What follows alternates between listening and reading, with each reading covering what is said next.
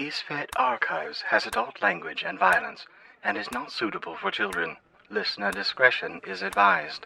Isfet Archives is a Creative Typo entertainment production. If you enjoy this show, we invite you to support us on Patreon at www.patreon.com/Creative Typo. All levels of membership include ad-free listening, and our binge tier includes access to this complete season. Thank you for listening.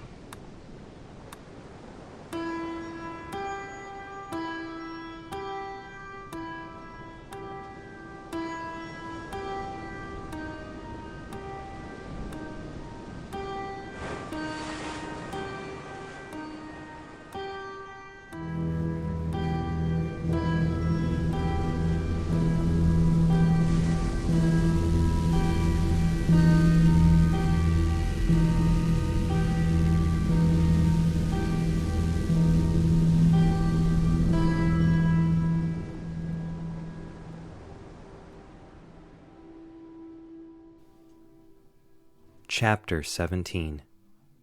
Time to phone a friend.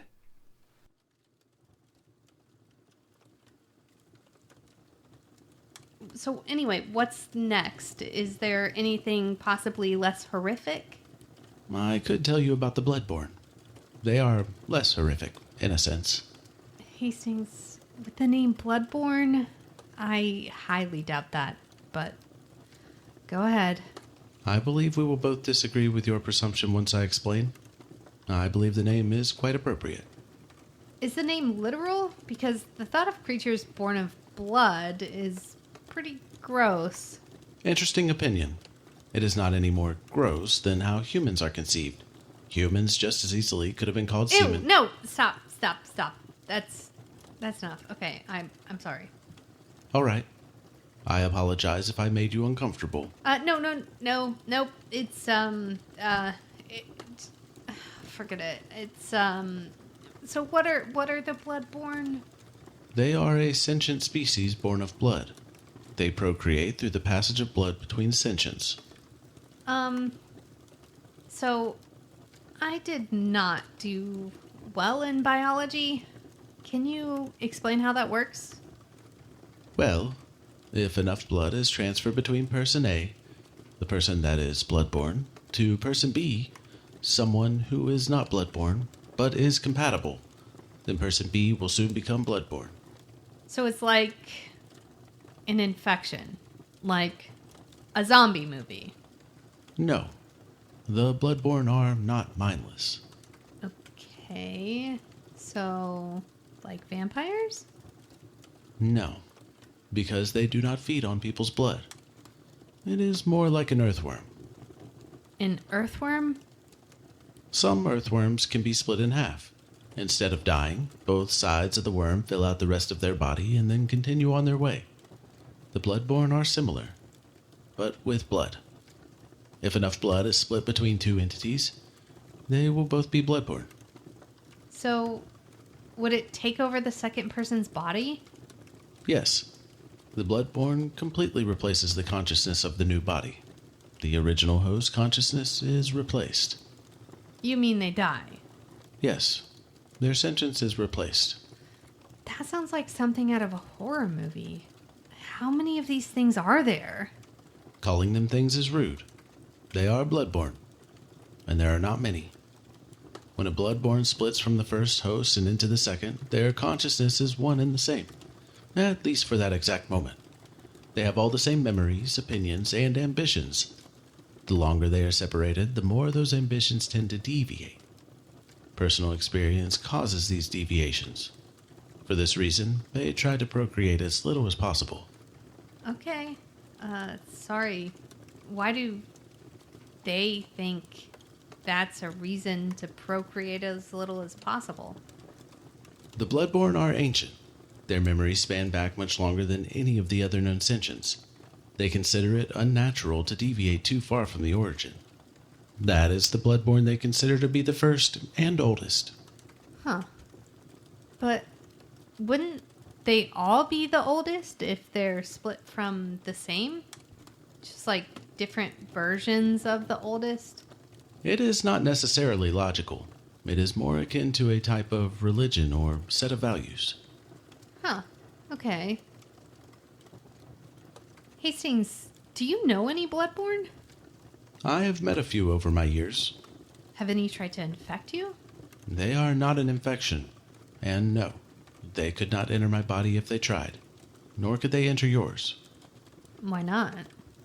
The Bloodborne can only transfer to an individual that has a blood type of B positive. To my knowledge, the only sentients that are capable of being inhabited are humans and guides. Well, why not anomalies? Couldn't they have B positive blood? I do not know. Maybe that is something we can find out in our studies. To my knowledge, there are no recorded events where a Bloodborne took an anomaly as a vessel. They still sound like vampires. They are not vampires. This is getting so interesting. What's next?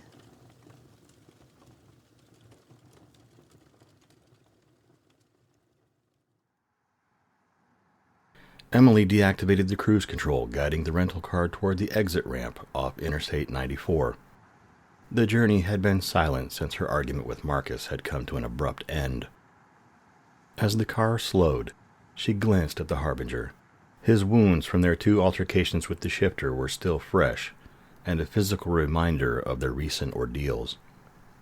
Their recent argument probably hadn't done much to help his current mood either, but he could be so insufferable when he chose. Why couldn't he just listen to her? Why was teamwork so hard for him? Emily felt her annoyance begin to surge, and made a conscious effort to push it back down, determined to keep her emotions in check. So, what'd you find out? It looks like orders for a couple of Contra agents and an account of Harp's mission. What does it say about Harp? It says that she was dispatched to Chicago to eliminate 2 high-profile Inhumans. It looks like she didn't know which Inhumans it would be, just the coffee shop where they frequented. The Best Strip Cafe? Yeah. It looks like they received a tip from a nameless source. Harp was supposed to kill the Inhumans and then retrieve the anomaly they were pursuing. When she found out it was September and Hastings, she called it back in. The report makes it sound like those 2 are especially dangerous. Anyway, it details a few phone calls she had with the operator, whoever that might be, and then describes how she failed her mission. So her primary mission was September and Hastings? Not me? Yeah, seems like. Does it say why September and Hastings are so dangerous? No, it just alludes to the fact that they are. Does the report say anything about me? Mostly just the basics. Who you are, where you live, your job, etc. It does note in here that it is odd that Hastings and September didn't kill you right away. Actually, it remarks on this several times throughout the document. Hart thought it was strange. The operator thought it was strange. Even the 2 agents that were killed back at the motel, they highlighted it. It seems everyone thinks that was weird. Well, given the dream that I had about September and Hastings just shooting me in the face, I guess I could understand their confusion. This sheet here, it says there's a slight chance that a shifter might be hunting us. I guess they weren't positive. Well, I'm pretty certain we can mark that as confirmed. It doesn't mention who it is hunting, though.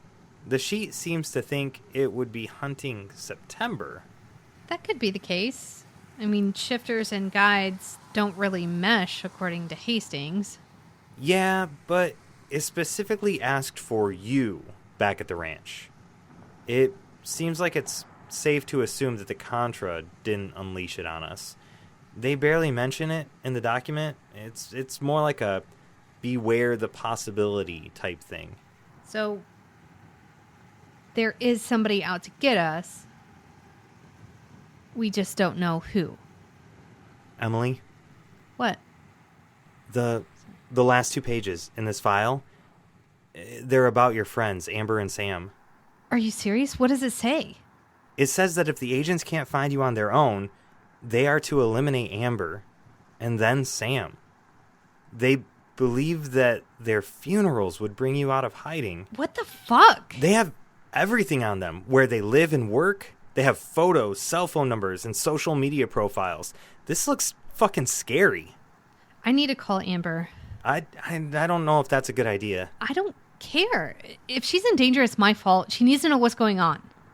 Okay. Okay, shh. I'm calling Amber.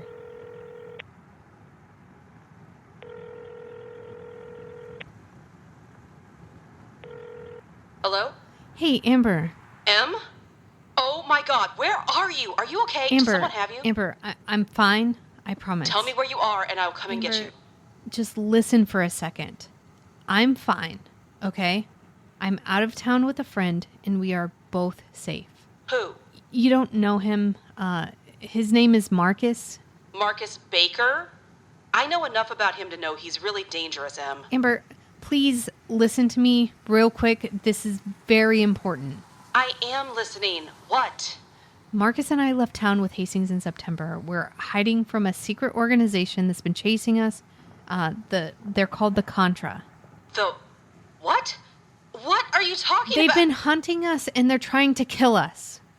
Em, that doesn't make any sense. Just listen. They can't find us, okay? We're hiding really well, but the problem is that they know who you are. You and Sam are both in a lot of danger. From what? From the Contra people. They're trained assassins. They're the ones that shot up the cafe. Then why don't we call the police? We can call Detective Bullard and see if he can get you into protective custody or something. They do it on TV all the time. Amber, no, I'm fine. You're the one in danger. I need you to get Sam and leave town for a little while. You need to go somewhere safe and just, like, lay low. Just for a bit. Em, why don't you come home and we can figure this out together? No, Amber. You're not making any sense. You run away with 3 very strange men that you barely know, Amber. which, honestly, I still think they kidnapped you. No. Or at least tricked you into thinking they were protecting you. Amber. And now, you want me and Sam to leave town because of some assassins that you won't call the police about? Emily, this isn't normal. You can see that, right? Yes, I can see that. It sounds very strange, but I promise you it's all true. If you can please just give me a little bit of time, go somewhere safe with Sam for a week, 2 at most. I'll figure this all out and I will call you when it's safe. Please, Amber, promise me you'll get Sam in trouble and then get out of Chicago. I promise that I'll leave the city and convince Sam to come with me. If you tell me where you are right now. Amber, I can't do that. Then I'm not doing it. Okay. How about this? You get out of town by tomorrow, and I'll call you back in 24 hours to see where you are. If you're out of town, I'll tell you where I am.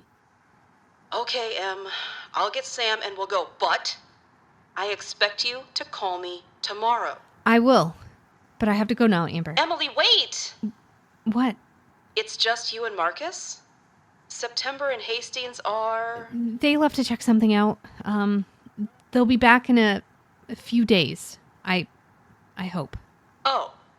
Okay. I've got to go, Amber. I love you. Bye.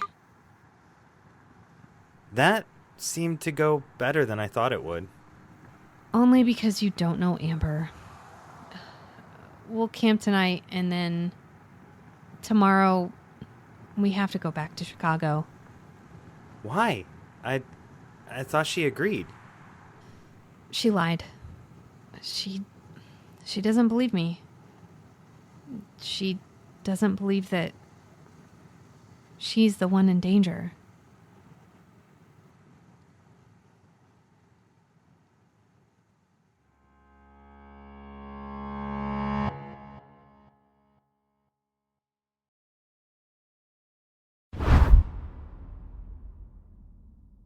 Detective George Bullard stretched his neck from left to right. A tension headache was beginning to brew, a fitting end to a day that seemed to stretch on endlessly. He'd clocked a 10-hour shift, grabbed some Thai food on his way home, and had since been sifting through crime scene photos and reports from Emily Swanson's case. He reached for his glass of rum, pausing momentarily before taking a sip. There he was, the quintessential detective that only existed in cheesy pulp fiction novels and TV land, drowning in liquor and obsessing over case files that didn't belong to him. He thought to himself, this must be some kind of cosmic joke from the big guy upstairs. He considered mumbling something about getting too old for this shit, but he didn't want to get too far gone. Not yet, at least. In the early days of his career, he might have found this poetic in a fashion, sitting alone in the dark, doing the real detective work. But this wasn't his younger days, and the only thing he felt was confused about the whole situation. Why did he care so much about this case? Over the years, dozens of his cases had gone unsolved. That's just what happened. In this particular case, Marcus had been tagged on the FBI's watch list, as well as the watch list for the state of Illinois. Emily bade farewell to her friends before leaving with September and Hastings. This whole scenario seemed unusual, but not overtly illegal. There was nothing about this case that should be so captivating to him. Yet it had ensnared George's full attention. He had even scrutinized the surveillance footage from the day of the police department explosion, and had grabbed the license plate numbers from September's SUV. And in a move he knew was against his better judgment, he put an APB out for the vehicle. If the chief were to find out about the APB, George knew he would have Bullard's ass, and it would be totally justified. September had committed no crimes. The man had simply not returned any of Bullard's phone calls. Irritating, sure, but not a criminal act. To compound his missteps, George didn't just put out the APB. He cast it across a network of 9 states. This could easily lead to a suspension if he kept it up. He pinched the bridge of his nose, reaching once more for his glass of rum. Then, like the piercing blast of a gong in a silence library, his internal musings were cut short by the ring of his cell phone.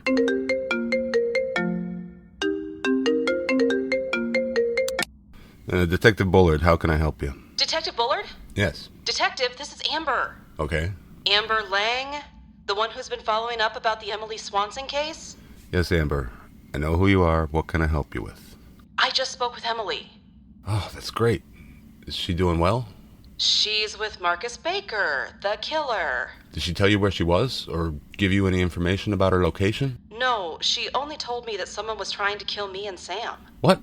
Why would she say that? And who? I really don't know, Detective. She was acting strange, but scared. Where are you now? I'm on my way over to Sam's apartment. I'm talking to you in the car. Good. When you get there, lock up tight, and then write down everything she said exactly how she said it. It's important you try to remember every detail you can. Okay. Are you sure you don't want me to just tell you now? No. Just get to Sam's and write everything down. All right.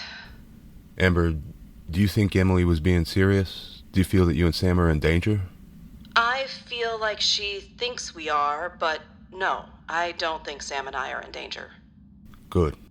I think that Marcus, September, and Hastings are all in some weird scheme to abduct Emily, and she's buying their BS for some reason. Tell me all about it tomorrow morning. I'm going to call into work and take the day off. I'll meet you and Sam at the cafe. You can tell me everything you remember. Bring your notes. All right. If you feel like you might be in danger, even a little bit, you call the police, okay? Okay, I will. No hesitation. You call the authorities and then you call me. Got it? I've got it. Good. I'm going to let you go and call the station now. Be safe. I'll see you in the morning. Good night, Detective Bullard. Good night, Amber.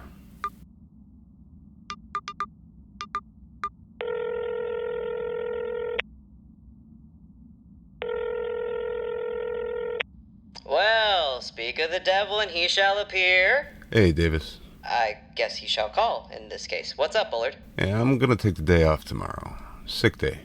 You feeling all right? You seemed okay earlier.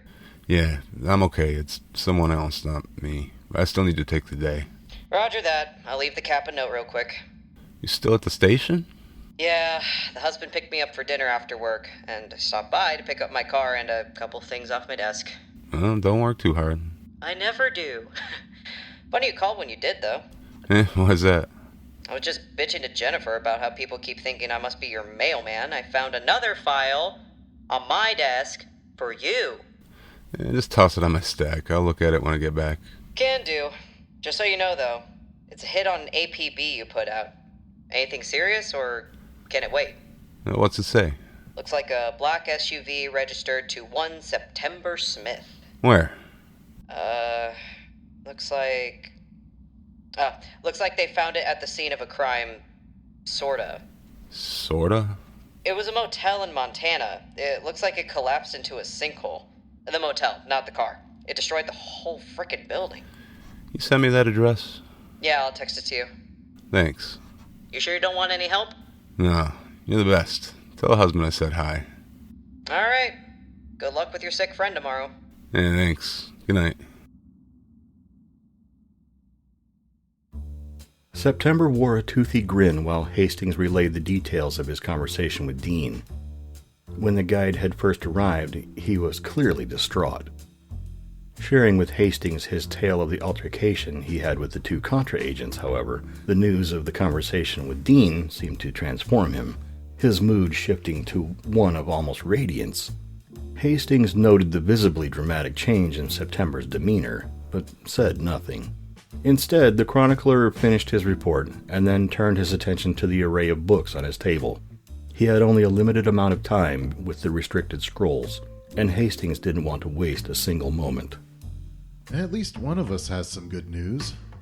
I do not believe being pulled from the Anomaly Project and split up constitutes good news. Maybe not exactly good news, but I planned for us to get pulled from the project, and that happened exactly as expected. In fact, we already know what path you're going to choose. But I had expected us to continue as a partnership. I do not like the idea of being split up. We don't have to split up. I also do not like the idea of ignoring a direct order. We might be able to get around that as well. Get around it? You said Chronicler Dean told you to submit a more detailed report, right? Yes, and after that, I am to retire from the Anomaly Project. That's easy enough then. We haven't collected all the data we need for you to submit a fully comprehensive and detailed report. It could take us quite a while to do. Interesting. I wonder if Dean meant to leave that as vague as he did. Possibly. Or he simply was more concerned about how you would take the news, and wasn't watching for loopholes. In any case, we have wiggle room. At this point, we just need to stall a while longer so that you can maintain access to the restricted archives. Speaking of which, have you found anything we can use? I have uncovered several interesting documents, but many lead to more questions. Like what? Several of these texts, including one of the scripts you brought me, notes that the demise of the dragons was brought about by anomalies. It doesn't say how or why the dragons were destroyed. The text specifically says that anomalies killed the dragons? The text says, the agents of Isfet erased dragons from the world in less than a month's time. This was at the height of the Draconic Dynasty. I would really like to know how exactly that happened. As would I. What else have you found? There are several oddities that should be noted. One oddity is that the authors of the text take a seemingly more aggressive stance against anomalies. Some say they believe anomalies to be nature's counterbalance to the chroniclers. This appears to be a somewhat supernatural stance that is uncommon among chroniclers. That is strange. Nothing like that appears in the other libraries, correct? Nothing that I have read has ever given such a strong stance. These authors believe that the chaos of Isfet is in direct opposition to the chronicler's order. It is uncomfortable to read, even for me. I see. Another oddity is the complete lack of reference to harbingers.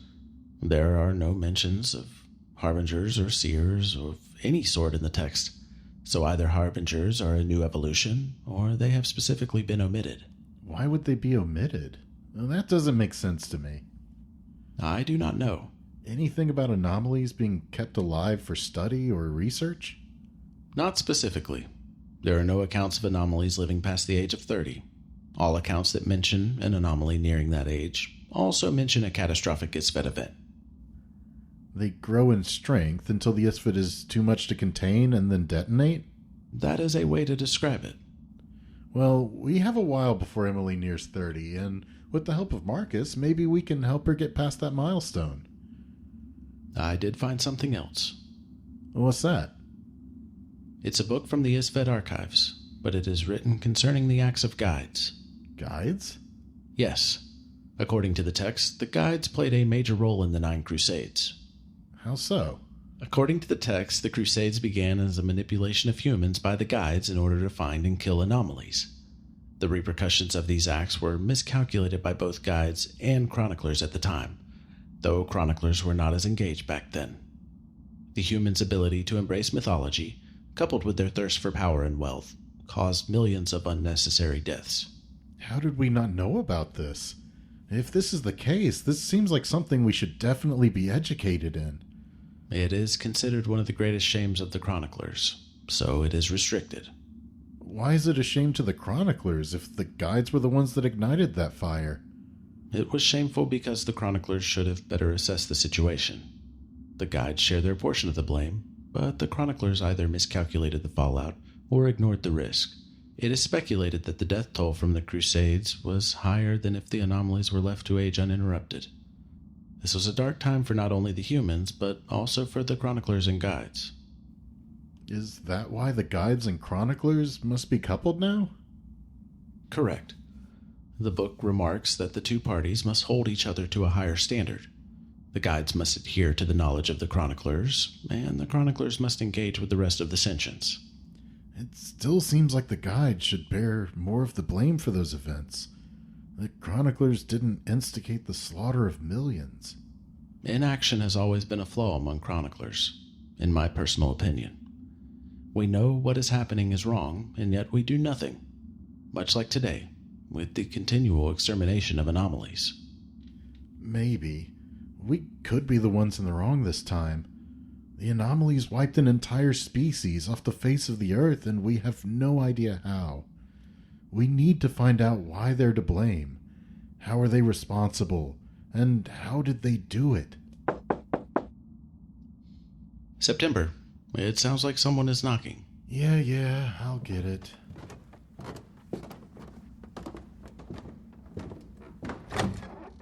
Chronicler Dean. Good evening, September. Good evening. Is Hastings here? I'm here. Please come in, Chronicler Dean. Hastings, I brought some additional texts for your review. I marked the passages I found to be the most insightful. Thank you, Chronicler Dean. I will set them here. Are the flash drives also a part of the research material? No, they are not. The flash drives are newly identified anomaly candidates. You identified more anomalies. Just candidates. They likely have not yet tapped and will need to be confirmed. Are either of those drives for us? No, September. I still believe it is best to retire Hastings from the anomaly program.